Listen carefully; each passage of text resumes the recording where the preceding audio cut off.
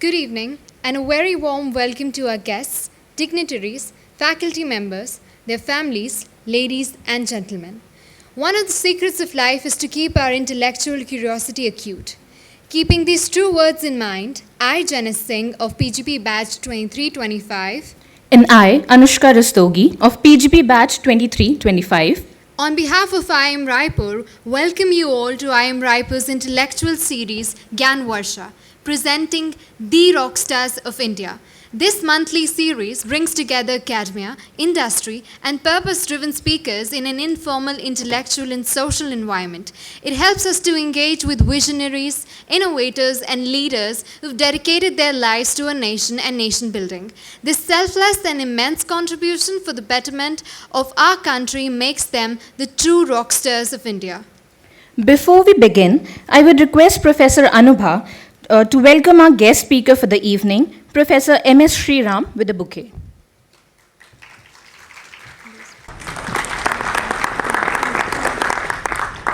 As a career, some reflections. Today, we are honored to have a distinguished guest amongst us, a true champion of change and progress. And it is my honor to introduce our guests for the day, Professor M.S. Sriram. Professor M.S. Sriram is a graduate of Anand Institute of Rural Economics and a fellow at IIM Bangalore. He is a faculty member and a chair of the Center of Public Policy at IIM Bangalore. Prior to that, he was the ICICI Bank Lalita D. Gupte Professor of Microfinance at IIM Ahmedabad. Professor Sriram has a 6-year stint as a faculty member at Institute of Rural Management, Anand, IRMA, where he did considerable work with cooperatives and agricultural credit unions. Apart from his academic and consulting work, he wears many other hats. He was the first vice president at BASIX, India's first commercial microfinance institution. He was in the committee of Vidyanathan Commission on Cooperative Reforms. He was the chairman of the expert committee on Kerala Cooperative Bank. He was on RBI's external advisory committee on licensing of small finance banks and was a member of the RBI Financial Inclusion Advisory Committee and the expert committee on primary cooperative banks set up by the Reserve Bank of India. He serves on the board of AU Small Finance Bank, NDDB Dairy Services, Indian Dairy Machinery Company, Selco Solar Limited Private, and the Center of Budget and Policy Studies. He is also a trustee of Pratham Books, Sanket Trust, and Daskar Andhra. As we can see, his life contributions are deep-rooted in developing cooperative banking, financial services, and financial inclusion and policy making. We are indeed delighted to have a rock star like Professor Sriram amongst us today. Before we invite our speaker on stage, we invite our director, Professor Ram Kumar Kakani, to speak a few words. Next to the guest who is here. So let me ask some questions to our friends, that is our student friends who are there.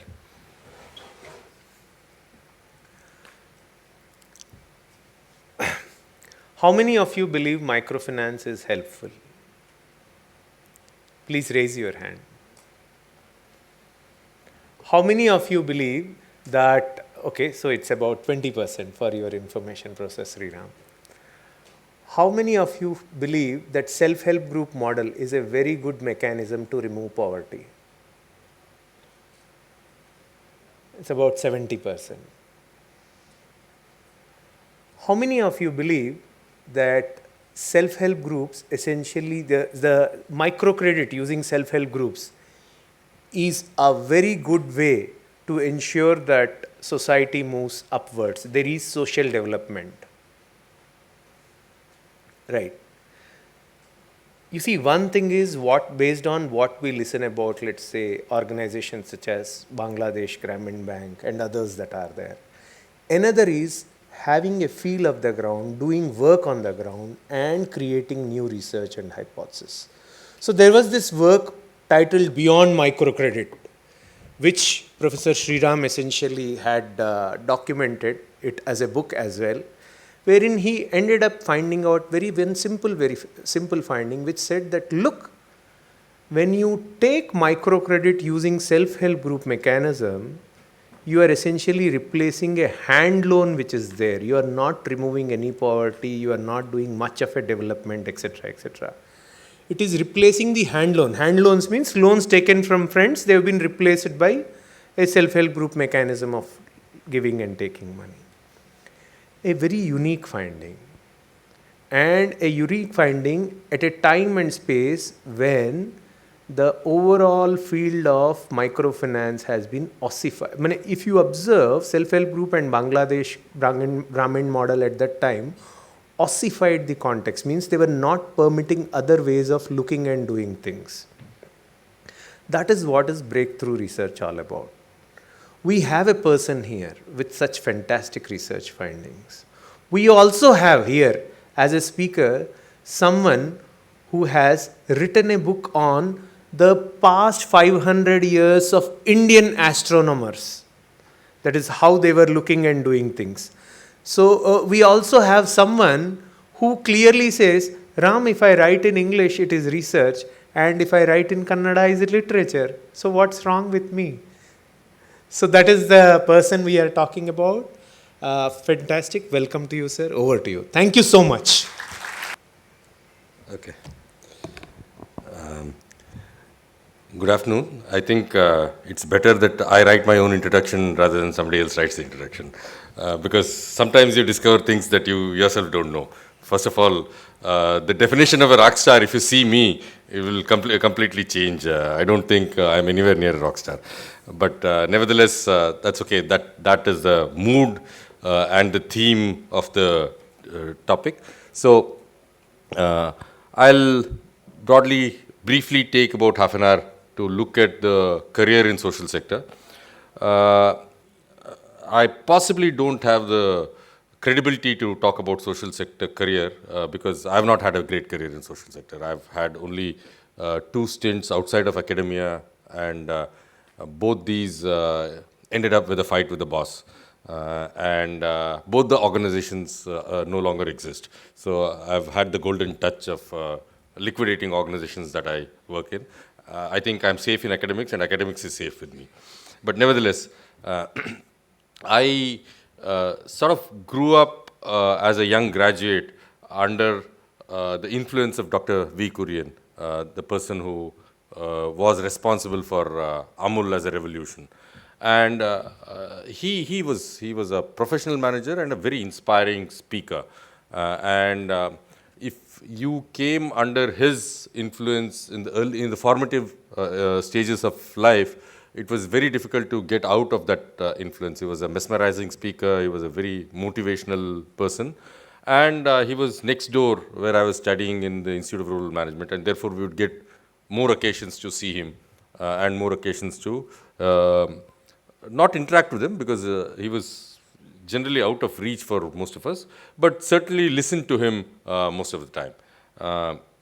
And he was an amazing person. And one of the reasons why one stuck to looking at the social sector and researching and working in the social sector was essentially because of a sort of a personal gratitude to Dr. Kurian, who had done so much to the country and inspired a whole generation. In fact, there is a story that he was on the board of IIM Ahmedabad, and he complained that IIM Ahmedabad graduates don't work for the social sector. There was apparently this, it's documented in his book. There's apparently somebody who sniggered and said, "What do you expect our graduates to do, milk cows?" He said, "No, let them suck their cigars. I'll go and set up my own institute." And that's how Institute of Rural Management came to be. And recently, I think Sanjeev Bikhchandani sort of sent out a message that's gone viral about Kurian's speech, convocation speech, where Sanjeev Bikhchandani himself was not a student, he was a first-year student. He said, "I never remembered the convocation speech of the speaker who came when I graduated, but I remember the speech of Dr. Kurian, who was a convocation speaker to our..." And he says that he did not say nice things, but it was very inspirational nevertheless. So that's broadly the background. Why does one need to choose social sector? Why would anybody choose a social sector job? And there are multiple reasons. Possibly there are reasons like I want to make a difference to this world. I want to be a part of something that is changing the world. Typically, social sector is also a little rebellious. It's questioning status quo, and therefore it is about speaking truth to power. So it's also being different, being unique, and there is also this thing that I usually hear from business school graduates: "Sir, I want to give back to the society." My question is, why did you take it in the first place if you want to give back? I mean, it's better you don't take it in the first place, but nevertheless, there's a give back to the society sort of an argument that's giving. But beyond all these things, it is very complex to work in the social sector for multiple reasons, and I'll lay that down. Not to discourage you, particularly young students, from working in the social sector, but to tell you that possibly it is a much more fulfilling career. Not a lucrative career financially, but possibly a much more fulfilling career. The problems that you encounter in the social sector are large, complex, fuzzy, and with no result. What you're working or what you're doing, the type of difference you do is not measurable, it is not tangible, and it is not attributable.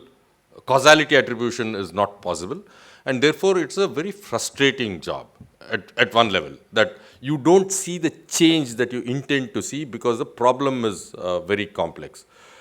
In fact, Dr. Jayaprakash Narayan, who heads Lok Satta and is talking about fundamental changes in the democratic setup, he was telling that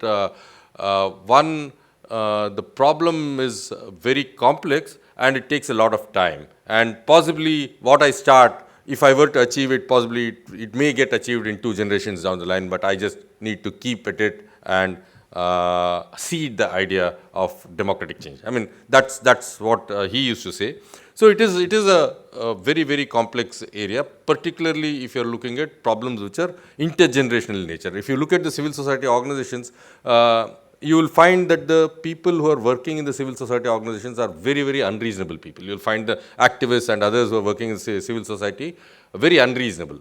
You'll find them impatient. You'll find them not talking something which is within a horizon, and you'll find them, illogical sometimes. It is not that they're illogical, but what they're talking is what is beyond a reasonable horizon that we are used to. For example, if somebody says, look, I'm working on climate change, and the effect of climate change creates intergenerational equity, and 3 generations down the line will live in a better world. We don't see 3 generations down the line. So therefore, and therefore, you also don't know whether because of this there is any tangible benefit. For example, like Ram said, I can also ask a question. Any of you who belong to Delhi? Okay, very good. Why are you still in Delhi? Why are people living in Delhi at all? Because every year in winter, we hear that there is so much of pollution in Delhi that it's as good as smoking 30 packets of cigarettes a day without the pleasure of smoking. Why the hell should anybody be in Delhi? There's no logical, rational reason as to why anybody ought to be in Delhi. But Prime Minister downwards, a whole lot of us are in Delhi, right? Why do you think the pollution problem is addressed only when when the PPA levels go up, and rest of the time we are happy? In fact, some of us are even happy doing yoga in Delhi, taking deep breath of polluted air, Anulom Vilom in Delhi. The issue is, the air that is affecting us negatively is imperceptible. And the privileges that we get of being in a good job in Delhi is material and perceptible. So the price that we are paying, which is a very long duration price, and sometimes we won't even be able to attribute causality, that at the age of 60, if you have a wheezing problem, you don't think it was because at the age of 30 you were in Delhi, right? So that, and therefore if somebody comes and talks to you about climate change, reason, pollution control, and reducing the population in Delhi, or converting Delhi buses into CNG, not allowing diesel, odd even, all these looks very, very unreasonable, including odd even looks very unreasonable, because what is odd even? Odd even is a feeble attempt to reduce pollution on a couple of days, right? Obviously the result will not be perceptible, but is it something? Yeah, well, you could do a before and after and say pollution levels, but you don't have a counterfactual. If that day there were two, both odd and even vehicles were running, whether it would have been even worse than what it was, right? So that is the arena broadly that the social sector works in. So therefore, it is an unreasonable area, and therefore a very frustrating area to work in, because you don't see immediate results, you don't see the impact of your intervention, you don't see this thing, and therefore it is sort of the results are not. I mean, if you're working in an area where I work in, it is not so frustrating, because you're looking at self-help groups, you're looking at microfinance sector, you're looking at rural banking, you're looking at making a facilities available. Esther Duflo and Banerjee will come and say, okay, we'll do a RCT and say, yeah, whether there's an impact or not an impact, because we are looking at a fairly reasonable horizon. But the more you look at the complex problems, the horizons become much larger, and they don't fall into your typical spreadsheet. When we do a spreadsheet, we do it for 10 years, 15 years, 20 years, and look at IRR. This is, when you're looking at 150 years, it doesn't fall into a spreadsheet. So therefore, for a business school graduate, it is a complex area to work in. That's point number one, right? Second is, because it is not tangible, because it is not within the horizon, the funding of civil society organizations also become fuzzy. In a typical business, in a capital-centric organization, it's very easy. In fact, I keep calling the modern-day corporation or company as the most elegant form of organization. It's very elegant, essentially, because everything is centered around one expected output, right, which is return to the capital, right? Everything else is centered around that, and all the entire ecosystem, whether it's Economic Times, CNBC, whether it's Business Standard, Mint, whatever, is constantly only interpreting that number of profit to you in multiple ways. Looking at future, looking at with depreciation, without depreciation, with income tax, without income tax, a whole lot of things. The only cost that is not there in EBITDA is the responsibility cost. There is a cost of being a responsible business. That cost is not attributed. If you were to be a responsible business, which is, let's assume that you are an eco-friendly business, you're in a non-extractive business, there's a cost of being non-extractive, and that's the cost of being responsible.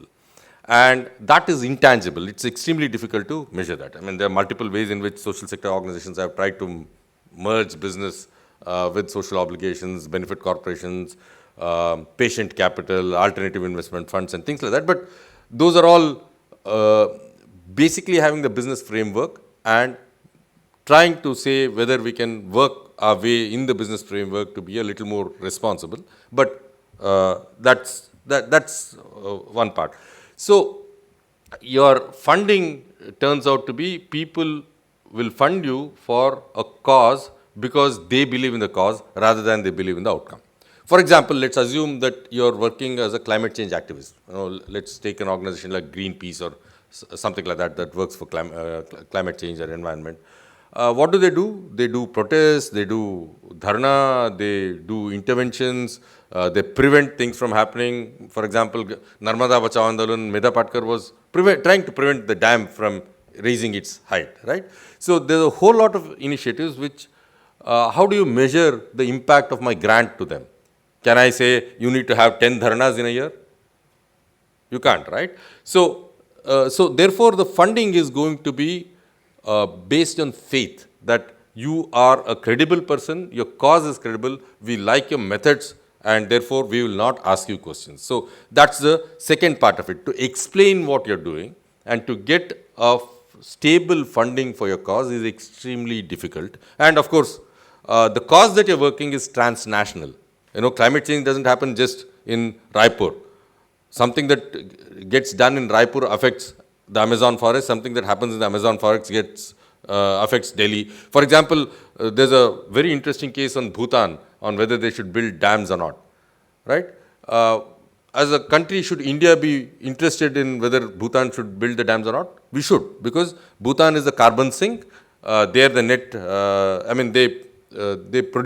they absorb much more carbon than they emit. And therefore, it is in our interest to ensure that they don't build a hydroelectric project and destroy the forests that are there.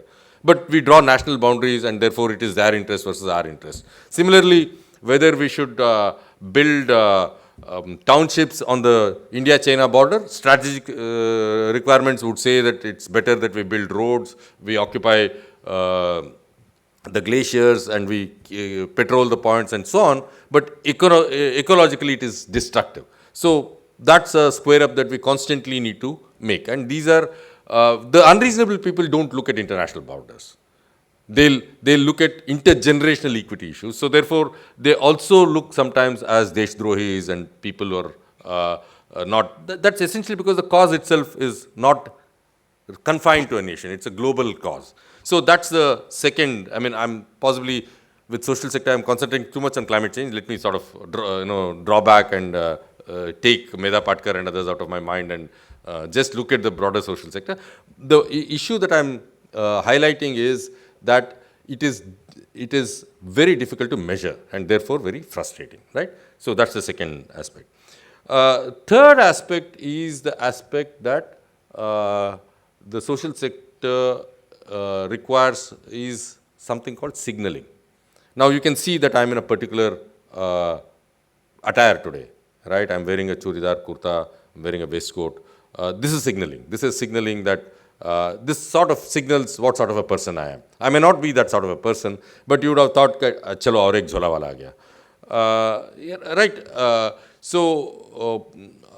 Possibly, I might be one more jhola wala. I should tell you, I should confess that I belong to the same biradari as your director. I used to teach accounting for a long time. Before I sort of went to IIMB and stopped teaching accounting. That doesn't mean that I don't. In fact, I keep asking the students whenever they give these global recommendations, apple pie type of recommendations. I said, debit and credit chala ke dekho. Okay, how is it that you're going to implement this recommendation? What is the debit and what is the credit? So, signaling is about how you appear, and this is absolutely important because somewhere down the line, this signaling says that you are for a cause, and how do you signal that you are for a cause? And therefore, you would find that cause-based people always tend to show that they want to lead a frugal life, right? Because you're working for a not-for-profit. The moment you're working for a not-for-profit and you drive around in a Range Rover, it just doesn't gel well, right? Let me give you one example. Since the young students read out my biodata and said I do some work with the RBI and so on, there was a committee set up by RBI to look at agrarian distress and farmer suicides way back, right? And I was a part of the expert committee. Now, if you are a part of, RBI has its own protocol, as soon as they put you on a committee, they fix the committee on CGM level, ED level, governor level, or deputy general manager level, and so on. So that has its own protocol and its own privileges and so on. So this particular committee was fixed as the members of the committee will be equivalent to the board members of Reserve Bank of India, central board members of Reserve Bank of India. Now, that would entail some privileges as far as travel, stay, etc., etc., etc. That is the RBI protocol, right? They will pick you up, they'll send a car to you in your hometown, they'll pick you up in the airport. If there is a business class seat, and if it's not an Indigo airline, they'll put you up in a business class travel. They'll put you up in a 5-star hotel in Mumbai, which is where the meetings happen. So typically they put you up in Taj in Kolaba. And then there will be a protocol officer who will take care of you, and you can get in without going through the security protocol. You jump all the security protocol and directly go to 15th floor or 16th floor and attend the meeting and come back. Just imagine a journalist comes to know that a faculty member is traveling in business class, staying in Taj to discuss agrarian distress and farmer suicide. What will be the copy next morning? they will calculate the total expenses for 3 meetings and say that from this they could have saved 10 agrarian families, right? Okay, so my sin is that I am not working in bond markets. Because if I was working in bond markets and he was on a similar committee to look at what are the regulatory initiatives for bond markets, this question would not have arisen, right? So this is about signaling. So in the social sector, one of the reasons why we don't get many professionals is the professional compensation and the professional perks get watered down as soon as you come into the social sector, because as a social sector, even if you are able to pay, you can't signal. I mean, the moment you look like wearing, suit, boot and driving a big car, they'd say, what is he doing on service to the poor? He's serving himself first, right? So that's the social sector therefore involves multiple constraints of being fuzzy, being non-clear, dealing with complex problems and not compensating very well, and expecting you to have a sort of a face which is morally right, ethically okay, and so on. So there is a lot of part posturing that you need to do if you're working in that sector, right? So therefore, it's actually quite a challenge to work in the sector. And the fourth and the biggest thing is that ये अच्छा NGO वाला है, शायद कहीं और नौकरी नहीं मिला इसीलिए एनजीओ में है, right? And then your credibility is also questioned because you possibly did not get anything else and therefore you're doing this low paying job, right? So this is the challenge of the social sector. Now, how many of you want to work in the social sector? Okay, no hand has gone up. Thank you very much. My my talk has been the most effective. Okay, one hand has gone up, right? My talk has been most effective in demarketing the social sector. Okay, let me do one more thing and I'll stop, and if there are questions I'll take. Basically, but of course is it a fulfilling career? It is a fulfilling career if you think that you're working for a cause and you enjoy that cause that you're working for, right? So therefore, it is a fulfilling career to the extent that you're able to say that, I can go back and sleep, I have not made compromises. By the way, both the jobs that I fought was essentially on matter of principles or what should be the strategy and so on. I mean, in retrospect, possibly I was naive. I was, in the first job, I was certainly naive and brash. In retrospect, I was young. I mean, I was wrong. But at that point in time, I still think if I was replaced in the same position, I would have behaved exactly the same thing. Even though in retrospect, I do think, I think that's essentially because the events have turned out in such a manner that my stand, the stand that my bosses took, helped them to achieve what they wanted to achieve. I was on a different path. Possibly if they'd stuck on, possibly my path would also have been successful. I don't know, but I don't say that they were wrong. But I also don't say that I was wrong in that context. But anyway, so it is constantly looking at what your stand is, what your ideology is, and therefore even within the civil society organizations you will find deep differences between people, because all of us are working for fuzzy causes. So these fuzzy causes do not have a very clear outcome, and therefore you tend to have a lot of debates, discussions and disagreements in the sector. Okay. Last one thing I would say is, I'll give you an example. One of my batchmates from IRMA worked in the social sector for 25 years, and at the end of it, she joined Coca-Cola, right? And people then, all the people, including people who might have worked in Coca-Cola or Reliance or any of these organizations, said, how can you betray this organization? You're working for a cause, you've compromised, you've gone and joined a multinational corporation. What is this? What is this? That person just needed some money to educate her kids. and they'd got an admission in one of the US universities, and everybody was putting moral pressure on her. How can you do this and how can you let go of people? We had a conversation, and I told her, imagine if you had worked in Coca-Cola for 25 years and come to the sector. People would have said, what a sacrifice, left a well-paying corporate job and came back to the social sector.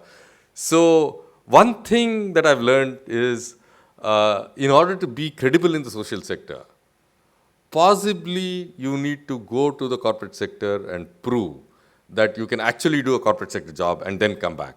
That might give you a greater credibility. It's almost like saying that, if you want to work in a in any other soft areas, if you want to become HR specialist or HR specialist, a good this thing.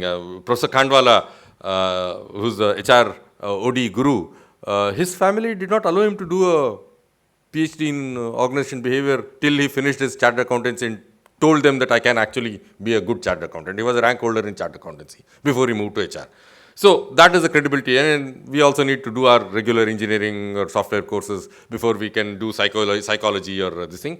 Essentially to say that, look, I know my math, I know how to pass exams, I know how to crack these competitive exams. Now can you allow me to be what I want to be?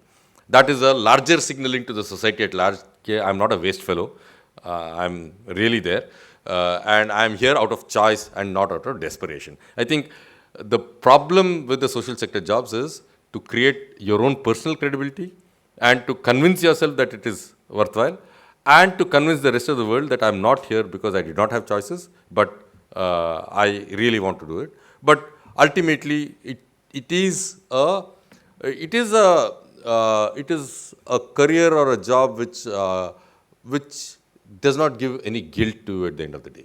That's the most important thing. If you want to say that what does social sector career give me, it may not give you a great salary, it may not give you a great comfort, it will not starve you certainly, but it will not give you any guilt at the end of the day. You would think that you've done something which is good for yourself and plus something more. That something more cannot be measured. I'll stop here and I'm open for questions. I hope that's okay. Yeah.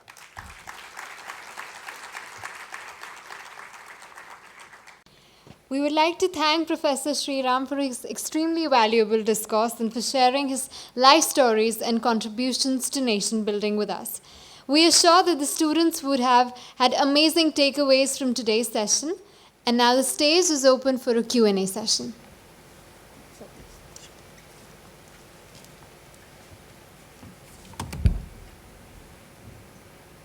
Yeah. Thank you for a delightful talk. One question that I wanted to know is, towards the end you said about convincing others, right? If I'm going to work in a social sector, something that I really believe in, why should I even bother to convince others? No? So that was the thing that I wanted to ask. Sure. I mean, there are people who have said that they need not convince others.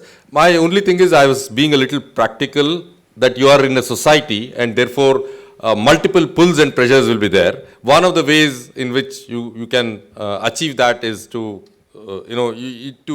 sort of convince yourself also, in one sense, that self-worth will be better, but it's not necessary. I completely agree that it's not necessary. I mean, a whole lot of us under the influence of Kurian said, to hell, I mean, we'll do what we want to do. We don't need a corporate career. But somewhere down the line, there are these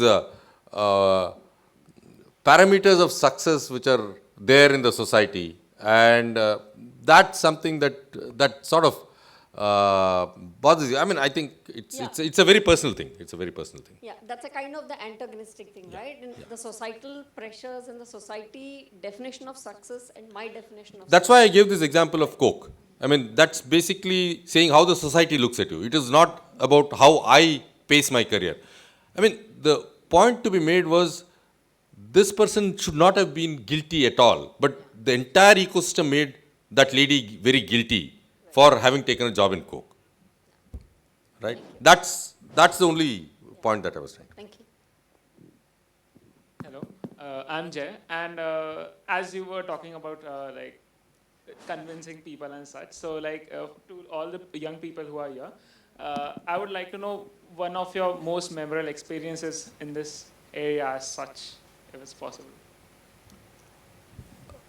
I mean, the most memorable experience is my fighting with my boss and quitting the job. That's the most memorable. I'll tell, okay, let me tell you what the dilemma was so that I'll give the, why I fought with the boss, I'll put that in perspective. I was working with an organization called Cooperative Development Foundation in Telangana.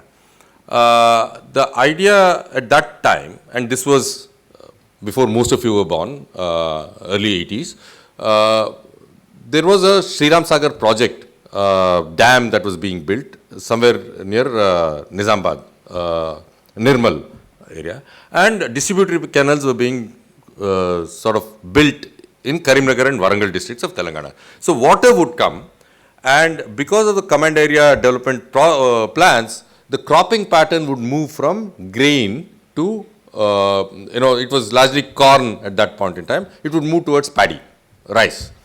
So our idea of the organization was we will go and work with these cooperatives, the primary agricultural credit cooperatives which are there in that area, to equip them from within, to train them, allow them to help them to plan, generate resources from their members, so that by the time water comes, they will set up a rice mill. And they will have a procurement system in the cooperative so that they can give a better price. During that time, there was also levy. You had to give 1/3 of the rice mill, every rice mill had to give 1/3 of the rice mill to Food Corporation of India for PDS and things like that. So we then said if we federate these cooperatives, the federation would be a light federation, but we'll coordinate the levy plan, would try and see whether we could, at that point in time, rice bran oil was not edible, right? So there was some technology that CFTRI was developing to make rice bran oil edible. So we said that byproduct processing is something that the federation can do, which is look at, doing rice bran oil, husk boards and things like that, but that's much later, but basically strengthen the cooperatives to build a network of rice mills, 30, 40 rice mills, which will be in the cooperative sector. And the idea was before the private sector set up the rice mills, you set it up in the cooperative sector so that you have the first mover advantage and this thing, right? So this was, that was the project I was working in. And in my mind, I was the next Korean, He set up Amul, I'm going to set up a huge paddy brand, rice brand as we go along. So that was what it was. What happened was N.T. Ramarao became the chief minister. And during those days, the moment any party came into power, they would abolish the panchayats and the cooperative society boards and have fresh elections in due course. Till then they would put administrators because they would want to control of the grassroots institution. So he came and abolished all the boards and appointed administrators. Now my bosses said, look, we will stop working with these cooperatives because they are not cooperatives any longer. They work on cooperative principles, they don't have an elected board, we should not work with them. It's a matter of principle. They are not cooperatives, we are there only to work with cooperatives. So what we should do is we should restore the democracy in cooperatives, and therefore we will change tack and we will protest and litigate and act, become activists, which is fine, which is what they did. My stand was, that is fine, but by the time you finish the protest and come, the rice mills would have come up in the private sector. The entire investment that we are making will go waste. So you should allow me to, you can protest, but we should continue to work with them. We should not let go. They said, no, there is no halfway house here. Either we can't protest against the cooperative and also work with the cooperative. Ye nahi ho sakta hai. Right? So that's what happened. And then after that, there was, I fought with them and there was bitterness and so on. So every day you are sulking. I said, it's better to move on, and I moved on. Right? Because one thing I realized, every time you fight with the boss is not going to leave the organization. Let's be clear about it. Both times I fought with the boss, and I thought I was good enough, but the boss did not quit the organization. It was you who quit the organization. Okay. So what happened to the organization after that? That's why I said I think I was right, and I also think they were right. What happened to the organization is they continued to protest. They got a ruling in their favor. Democracy was restored, and they started working on cooperative law because they had already started working on it.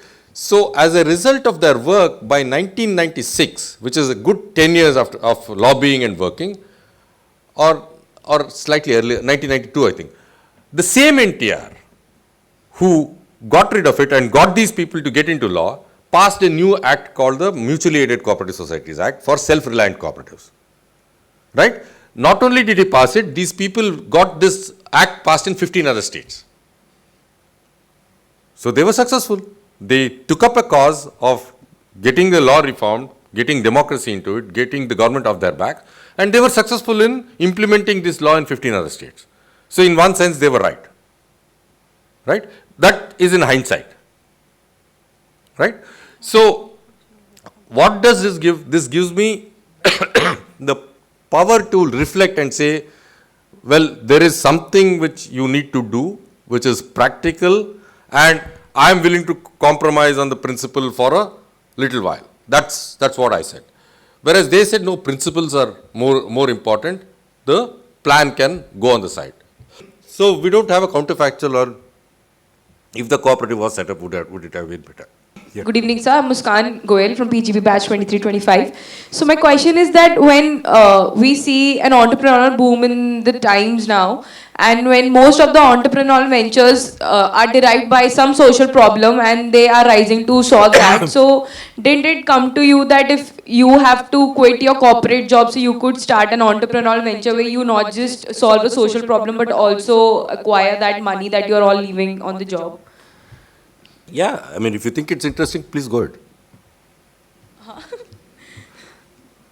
I mean, unless you know what the problem is and how you are going to solve it, it doesn't matter. Sorry, there's some problem with my throat. Huh? It was only as per your approach to go that way and not doing it through the entrepreneurial venture. Look, one thing is, don't take advice from anybody. You analyze, and this is also an advice, by the way, so don't take this also. But I think whenever somebody asks me, what do I do? I say, I don't know, because I'm not you, right?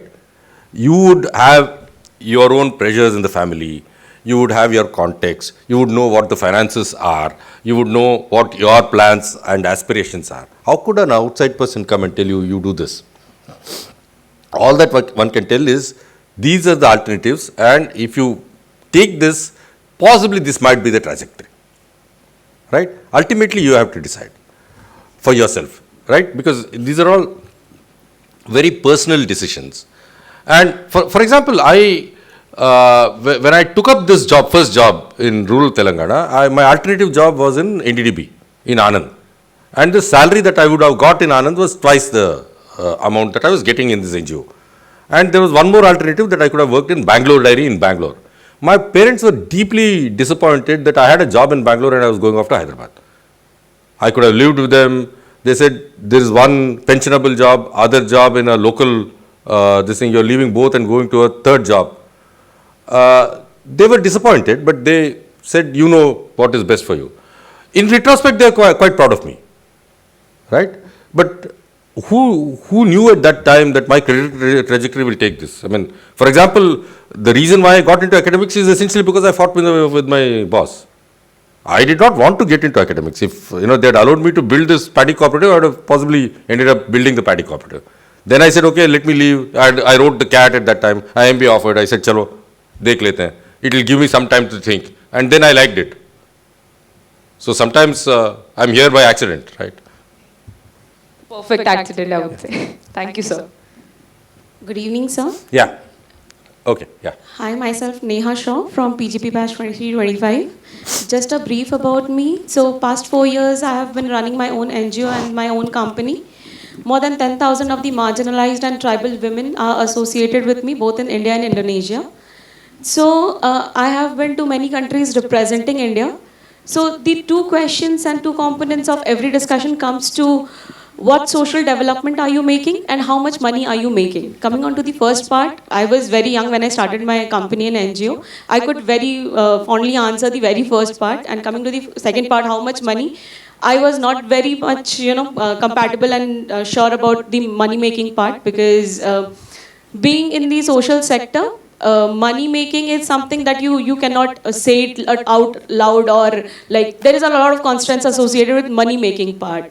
So even today, like I be very confused, like where am I taking my own business to which path? Like either I'm a making money making business, or I'm a business who is there for serving the society and stuff.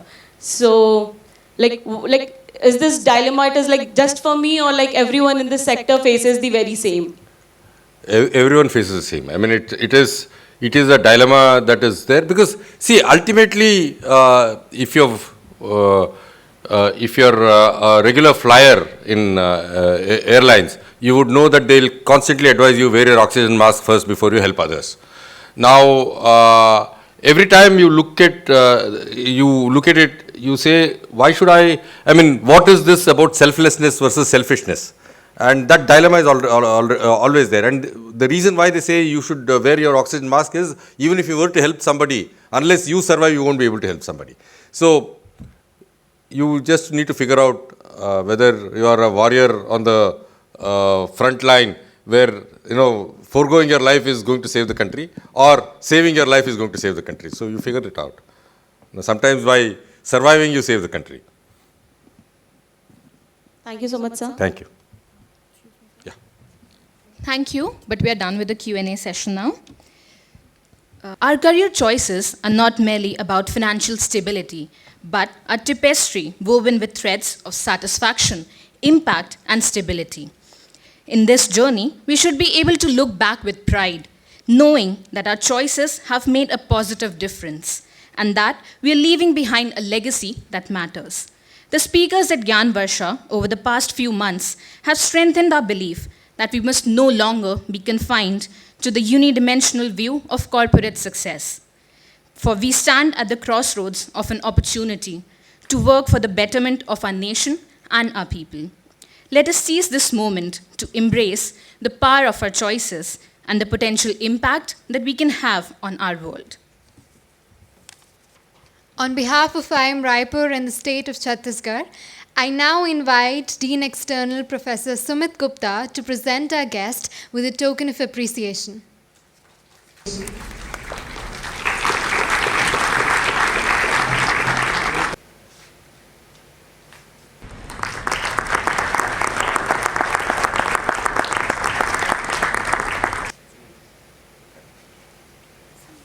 As we come to the close of this wonderful evening, I now invite Professor Arunima to deliver a vote of thanks.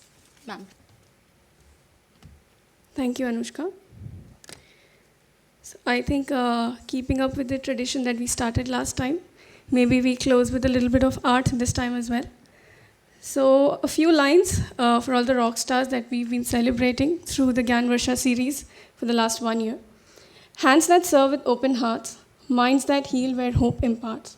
In each act, a bond is sown. Together, seeds of change are sown. A smile, a touch, a helping hand, reaching out to understand. In unity, we find our worth, transforming lives, the greatest birth. Through empathy, the world we mend. In service, hearts and souls transcend. For in each act of selfless grace, we find the beauty of human race. A huge thanks to all the rock stars of nation building whom we have been celebrating through our monthly series of Gyan Varsha. To begin with, a huge gratitude to Professor M.S. Sriram for accepting our invitation ever so graciously in such short notice and delivering a very scintillating insight into social sector as a career. I'm very sure that our students took back some really important insights that would help them decide where they can take this further. So a huge round of applause once again for Professor Sriram. Gratitude to our director, Professor Kakani, for keeping the Gyan Varsha new and happening every month with a very thought-provoking line of speakers. To our deans, Professor Pradyumna Das and Professor Sumit Gupta, for their support. And to Dean Mentor, Professor Kamal Jain, for always being there for all the advice that he has to offer. A shout out to all the faculty members and family members who could make it today, and to all the students who are also here, who were interactive and who asked questions. You've all been a very amazing audience. Gratitude to Anushka and Janice for hosting today. It was their first time hosting at IIM Raipur, and I think they did a very good job. So congratulations to both of you. And also thank you to other Provokta team members, Miracle, yes, that's her name, and Sanya for helping us out today. Thanks also goes to the Gyan Varsha committee and Vivek and Sajjan for always being our pillars of support as we pull this off month after month. And a huge round of thanks to the IT and admin support team and everyone else who stands behind the show, who are invisible, but without them this would not be possible. Thank you all. See you all again on 2nd of September. Thank you.